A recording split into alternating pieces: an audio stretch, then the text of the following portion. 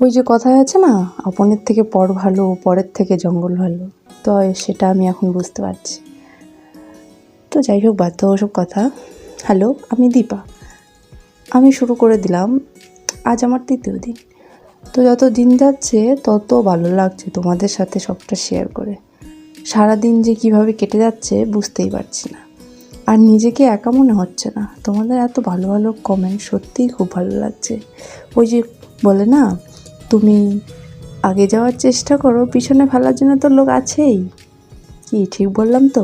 তো বেশি কথা না বাড়িয়ে চলো শুরু করা যাক। তো তোমরা দেখতেই পেলে সকালে সব বাসি কাজ সেরে চান করে পুরো ফ্রেশ হয়ে চলে আসলাম রান্নাঘরে। আজকে রান্না হবে ঘুগনি।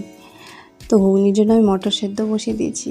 আজকে এমনিতে অনেক লেট হয়ে গেছে, তাই তাড়াহুড়ো করে সব কাজ করছি। তো এদিকে দেখো, এদিকে আমার মশলা কষানো হয়ে গেছে, দিয়ে দেবো মটর সেদ্ধ। তো আমার ফাইনালি এতক্ষণ পরে আমার রান্নাটা কমপ্লিট হলো। তো মাকে দিয়ে এখন টেস্ট করবো।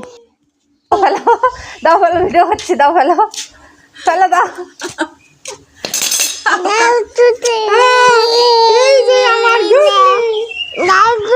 দাও খেয়ে বলো কেমন হয়েছে।